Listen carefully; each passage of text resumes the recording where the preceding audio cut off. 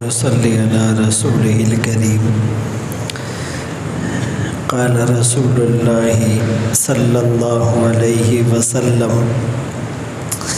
الکیس من دان نفسا وعمل لما بعد الموت والعاجز من اتبع نفسه هواها وتمنى على الله او کما قال علیہ الصلاۃ والسلام۔ رسول اللہ صلی اللہ علیہ وسلم کا ارشاد ہے کہ عقل مند وہ ہے جس نے اپنے نفس کو اپنے قابو میں کیا، وعمل لما بعد الموت، اور مرنے کے بعد والی زندگی کی تیاری کی، والعاجز، اور کمزور، بے وقوف، ناتواں، قابل رحم ہے وہ جس نے اپنے نفس کو اپنے خواہشات کے پیچھے ڈال دیا، وتمنى علی اللہ، اور اللہ سے لمبی لمبی امیدیں اور تمنائیں کر بیٹھا۔ کسی نے کیا خوب کہا کہ افکلما اشتہیت اشتریت، کہ جب بھی تمہارا جی چاہا کسی چیز کو تم نے خرید لیا،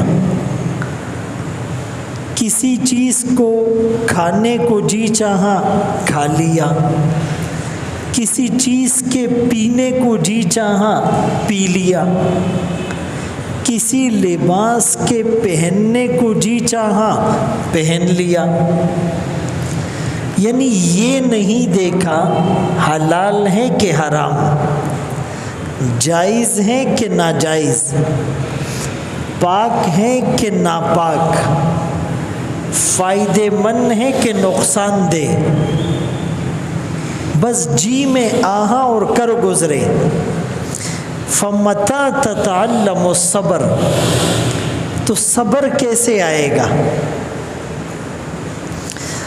یعنی وہی گاڑی کامیاب ہوگی جس میں بریک ہوگا، جتنی بھی قیمتی گاڑی ہو، ساری مشینری اس کی پرفیکٹ ہیں، انجن بھی اچھا ہے، 1.8 ہے، اور اندر سے بھی لگژری ہے، انٹیریئر بھی اس کا اچھا ہے، چیسز بھی اچھا ہے، باڈی بھی اچھی ہے، ٹائر بھی اچھے، فیول بھی اس میں بھرا ہوا ہے، پاور اسٹیئرنگ ہے، لیکن اس کی بریک فیل ہو گئی تو وہ گاڑی نہ آپ کو بچا سکتی ہے نہ خود محفوظ رہے گی، گاڑی بھی ڈیمیج ہو جائے گی اور جو گاڑی میں بیٹھنے والے ہیں وہ بھی زخمی ہو جائیں گے، ہلاک ہو جائیں گے۔ تو بریک کے بغیر گاڑی محفوظ نہیں۔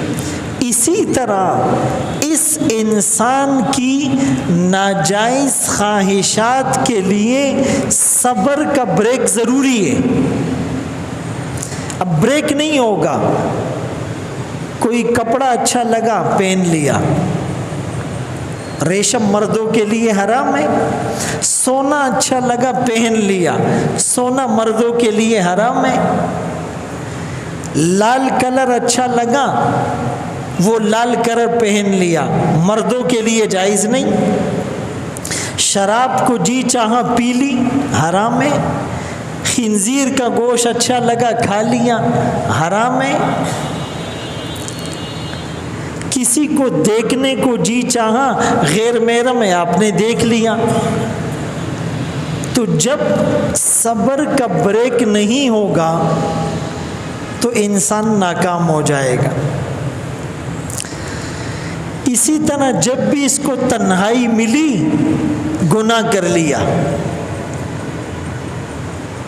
خلوت ملی گناہ کر لیا، فمتى تتعلم التقوى، تو تقوی کیسے آئے گا؟ ذُنُّون مصری رحمۃ اللہ علیہ سے کسی نے پوچھا کہ حضرت تقوی کیسے کہتے ہیں؟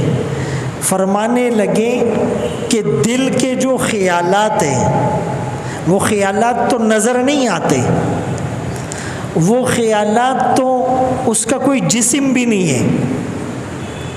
فرمایا دل کے خیالات کو اگر ایک جسم بنا کر سر عام بازار میں پھرایا جائے، آدمی کو اپنے خیالات پر بھی ندامت اور شرمندگی نہ ہو، یعنی خیالات بھی اتنے پاکیزہ ہو، سوچ بھی اتنی پاکیزہ ہو کہ اگر یہ دنیا کے سامنے ظاہر ہو جائے آدمی کو اس پر کوئی ندامت نہ ہو، یہ متقی ہے۔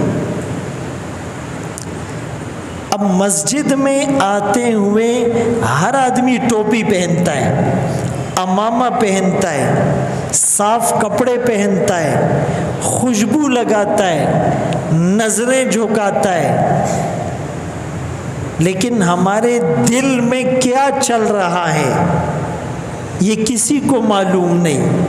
فرمایا دل کے خیالات بھی اتنے پاکیزہ ہو جائے یہ متقی ہے۔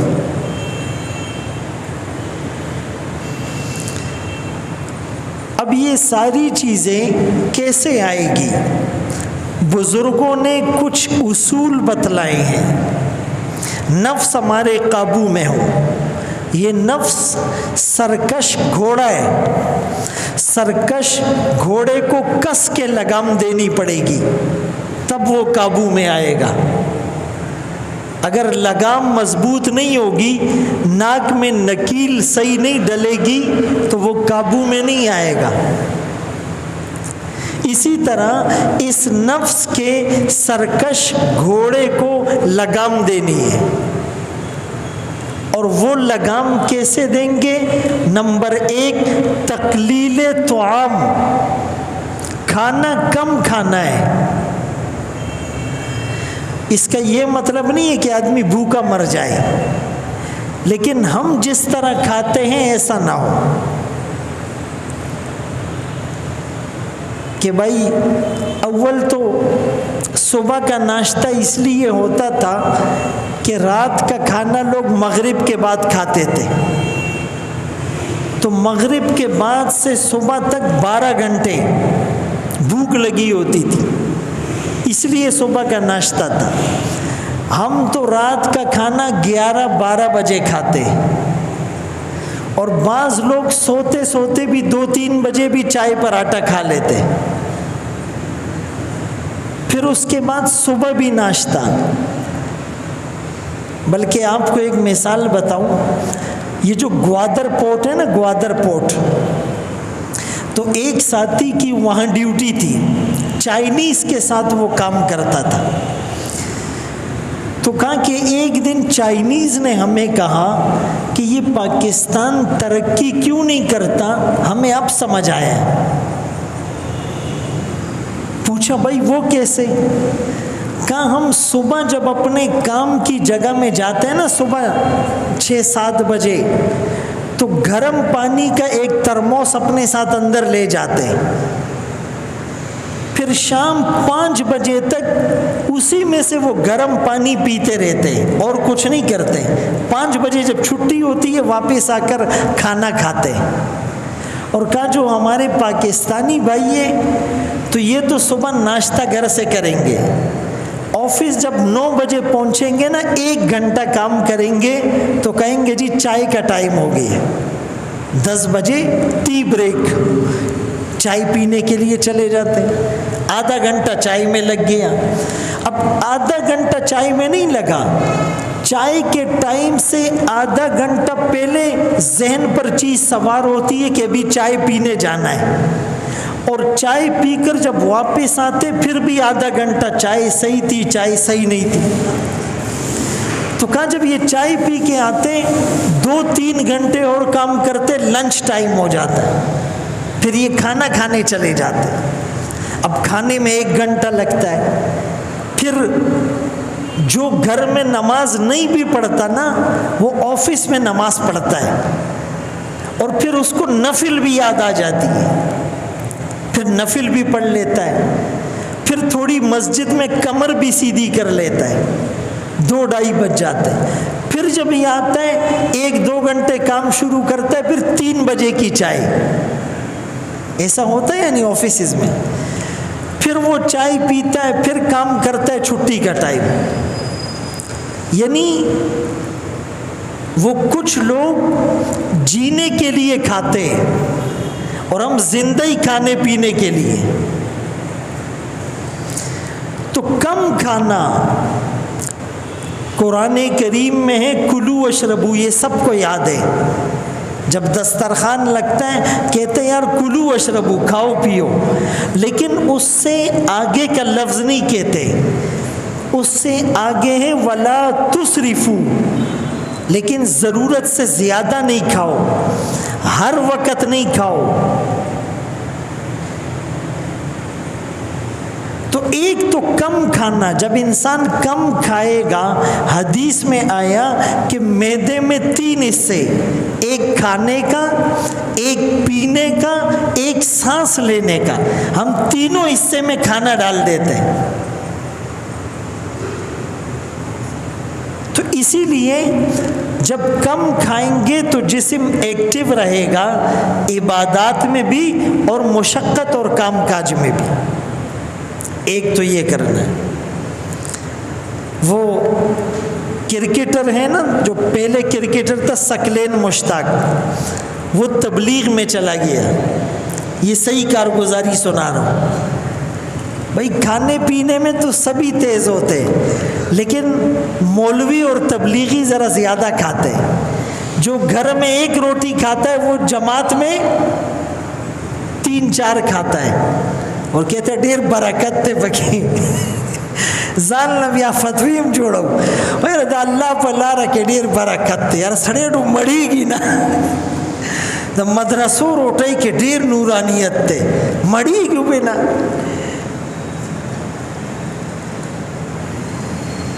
ہم جب غلطیاں ہو جاتی ہے تو حج کرتے ہیں, اور قتل ہو جاتا ہے تو جج کرتے ہیں. بات سمجھ میں آ رہی ہے؟ تو وہ تبلیغ میں چلا گیا. اب تبلیغ میں مذاکرہ ہو رہا تھا. یہی 4 اصول جو میں بتا رہا ہوں یہ تبلیغ کے بزرگوں نے اپنی طرف سے نہیں لیے, یہ قرآن اور حدیث کا خلاصہ ہے. میں آج آپ کو یہی بتاؤں گا. تو وہ مذاکرہ ہوتا ہے کم کھانا, کم سونا, کم دنیاوی باتیں کرنا اور کم مسجد سے باہر جانا, یہی ہے نا. تو اس نے مذاکرہ سنا کم کھانا اور کم کھانا. جب دسترخوان لگا تو خواص کے لیے تو ذرا VIP سسٹم ہوتا ہے, دعوتیں ہوتی ہے, بکرے اور چامپے, اور اب بھائی اس نے دیکھا کہ سب ٹوٹ پڑے. تو بعد میں جب مذاکرہ ہوا اس نے کم کھانے کے بجائے کہا کام ہی کھانا ہے, کام ہی کھانا ہے.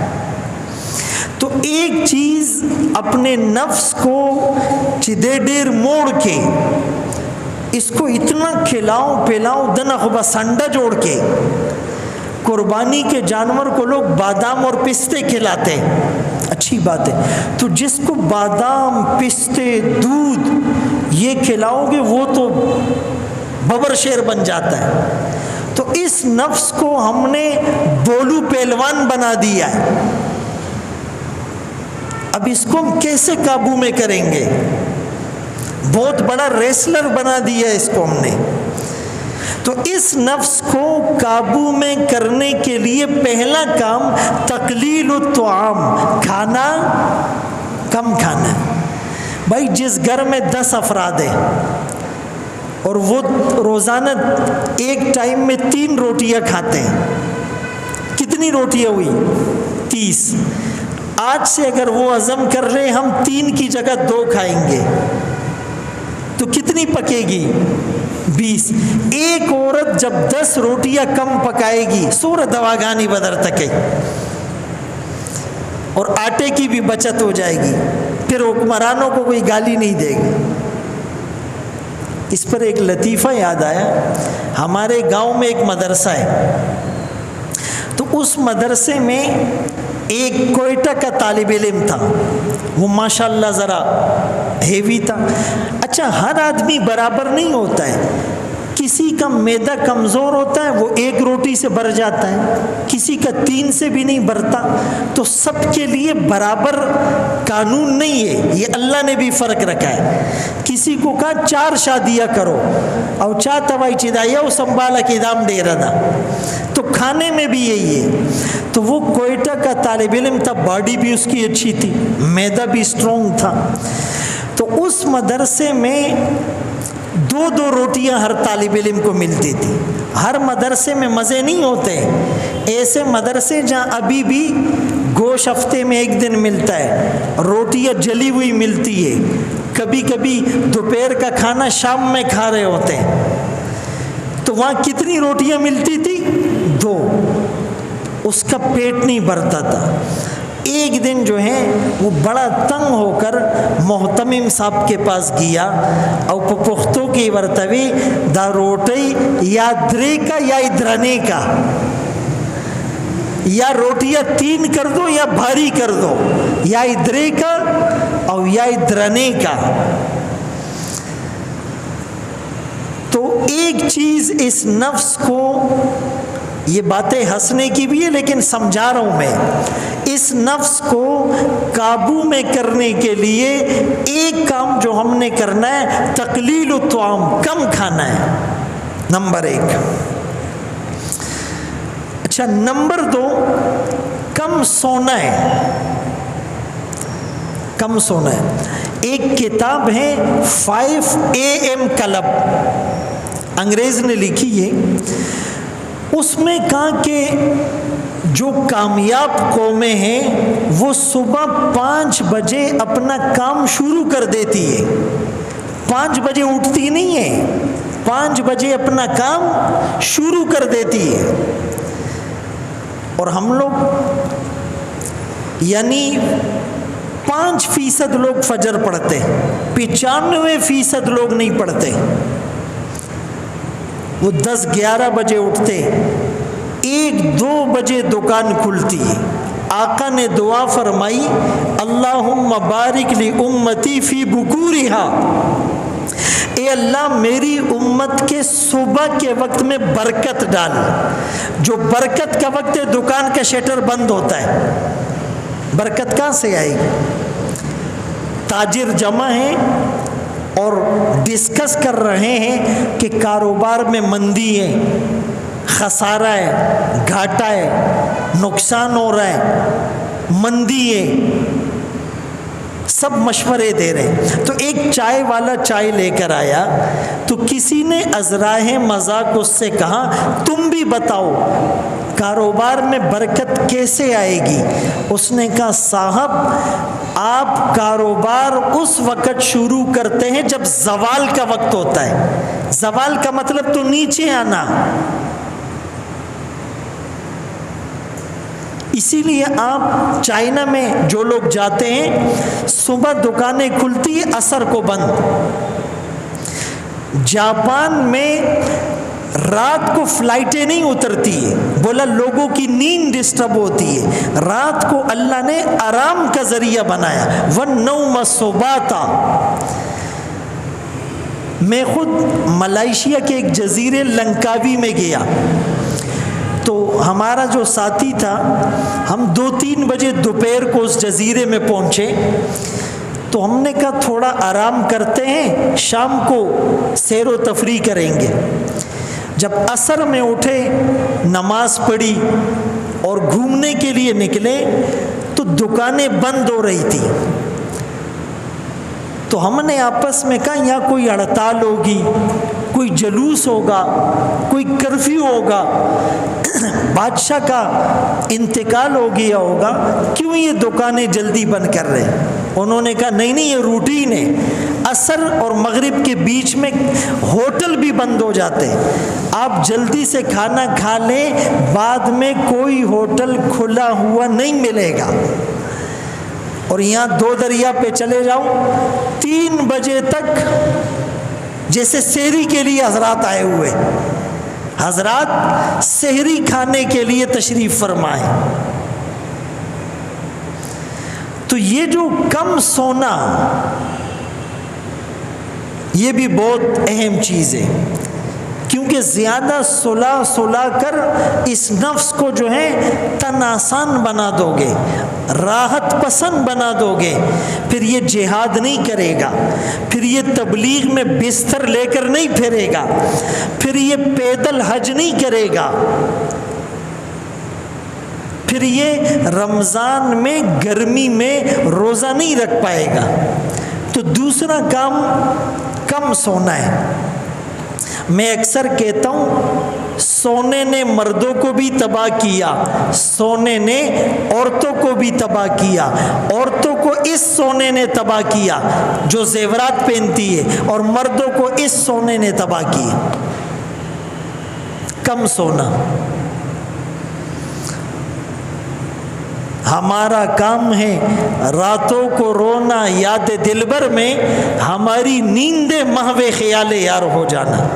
من طلب العلا سحر اللیالی، جو بلندی چاہتا ہے تو پھر راتوں کو جاگنا پڑے گا، اپنی راتوں کو اللہ سے راز و نیاز میں گزارنا پڑے گا، اپنی نیند کو قربان کرنا پڑے گا۔ اس دنیا میں جاگ کر عبادت کرو گے تو قبر میں میٹھی نیند سو گے، اور ادھر فجر اور تہجد سو کر گزرے گی تو پھر قبر میں میٹھی نیند نہیں سو گے۔ اب تو گھبرا کے یہ کہتے ہیں مر جائیں گے، مر کے بھی چین نہ پایا تو کدھر جائیں گے۔ 2 چیزیں، چاروں بتا دوں یا 2 پھر بتاؤں؟ اچھا، ساتھیوں کو بھوک لگ رہی ہوگی، نیند بھی آ رہی ہوگی، چلو بتا دیتے، زندگی اور موت کا پتہ نہیں ہے۔ تیسری چیز کم باتیں کرنا۔ پچھلی قومیں جو ہلاک ہوئی، ایک سبب زیادہ بات چیت، زیادہ سوال جواب، ہر چیز میں سوال۔ بنی اسرائیل گائے کا رنگ کیسا ہو، جسم کیسا ہو، عمر کیسی ہو، صفات کیسی ہو، جتنا پوچھتے گئے پھنستے گئے، زیادہ سوالات نہیں، اور دنیاوی باتیں تو بہت کم۔ بدقسمت یہ مسجد میں آ کر بھی باتیں بند نہیں ہوتی، مسجد میں آ کر بھی باتیں بند نہیں ہوتی، آنکھوں کا گناہ تو بند ہو جاتا ہے، ہاتھوں کا گناہ کسی نہ کسی درجے میں بند ہو جاتا ہے، لیکن کانوں کا گناہ کہ مسجد میں غیبت سن رہے ہیں، اور زبان کا گناہ کہ مسجد میں غیبت کر رہے ہیں، یہ بند نہیں ہوتا۔ اسی لیے نمازوں میں جان نہیں ہوتی، اثر نہیں ہوتا ہے۔ اس نقشے کو بند کرو گے، اللہ یہ نقشہ کھولیں گے۔ بھائی موبائل میں یہاں سے امریکہ نظر آتا ہے یا نہیں؟ جو اس نقشے کو بند کرے گا، اللہ دل کی دنیا سے اس کو غیب کے راز بتائے گا۔ اس کو بند تو کرے، اس کو قابو میں کرے۔ تو تیسری چیز نفس کو قابو میں کرنے کے لیے کم باتیں کرنا، اور چوتھی چیز مخلوق سے میل جول کم ہو۔ بازاروں میں، رشتہ داروں میں، دعوتوں میں، آفیسز میں، مارکیٹوں میں، بازاروں میں، گلیوں میں، کوچوں میں، پارکس میں، اسکول میں، یونیورسٹیز میں، کالجز میں، ٹرین میں، لوگوں کے ساتھ، کچھ وقت اللہ کے ساتھ ہو، مراقبہ ہو، تنہائی ہو، ایک میں ایک میرا اللہ، ایک میں ایک میرے گناہ، رات کو نیند نہ آئے اور رونا نہ آئے، اللہ اکبر، تو یہ یاد کرو کہ صحابی فرماتے ہیں خندق کے موقع پر صحابہ بھی خندق کھود رہے ہیں، آقا ینقل التراب علی ظہری، مٹی کے بورے اٹھا اٹھا کر اپنی کمر پر لاد کر لے جا رہے ہیں۔ صحابی نے قمیص اٹھائی 1 پتھر، آقا نے قمیص اٹھائی 2 پتھر۔ جب تنہائی میں بیٹھ کر یہ یاد کریں گے تو پھر اس نفس کو تھوڑا سا ہوش آئے گا، اس کو غیرت آئے گی۔ اسی لیے مخلوق سے گھل مل ضرورت کے مطابق ہو لیکن زیادہ نہ ہو۔ اپنے دل کا چیک اپ کرانا ہے نا تو 3 طریقے بزرگوں نے بتائے ہیں۔ تلاوت میں جی لگتا ہے یا نہیں؟ اگر تلاوت میں جی نہیں لگ رہا معاملہ خراب ہے۔ اللہ کے ذکر میں مزہ آتا ہے یا نہیں؟ مزہ نہیں آ رہا ہے معاملہ خراب ہے۔ تنہائی میں اگر جی گھبراتا ہے معاملہ خراب ہے۔ لوگ تنہائی کا انتظار ایسے کرتے تھے جیسے نئی شادی کرنے والا رات کا انتظار کرتا ہے کہ دلہن سے ملاقات ہوگی۔ اللہ والے رات کا انتظار کرتے ہیں، تنہائی ہوگی، خلوت ہوگی، راز و نیاز کی باتیں ہوگی، اپنے دل کا حال اس کے سامنے رکھیں گے، ایک میں ایک میرا اللہ۔ وہ رات کا انتظار ایسے کرتے تھے۔ اللہ ہم سب کو بھی ان باتوں پر عمل کی توفیق نصیب فرمائے۔ وآخر دعوانا ان الحمد للہ رب العالمین۔ استغفر اللہ العظیم الذی لا الہ الا هو الحی القیوم واتوب الیہ۔ یا حی یا قیوم برحمتک استغیث اصلح لی شأنی کلہ ولا تکلنی الی نفسی طرفۃ عین۔ ڈاکٹر عبدالرزاق اسکندر صاحب دامت برکاتہم العالیہ بنوری ٹاؤن کے محتمم ہیں اور مجلس تحفظ ختم نبوت کے مرکزی امیر ہیں، وفاق المدارس العربیہ کے صدر ہیں، تمام علماء کے سرخیل ہیں، سروں کے تاج ہیں، انتہائی بیمار ہیں۔ ان کی صحت کاملہ کے لیے بھرپور دعا کریں۔ اللہ صحت کاملہ عاجلہ دائمہ مستمرہ مستقلہ نصیب فرمائے۔ وصلی اللہ تعالی علی خیر خلقہ محمد و آلہ و اصحابہ اجمعین برحمتک۔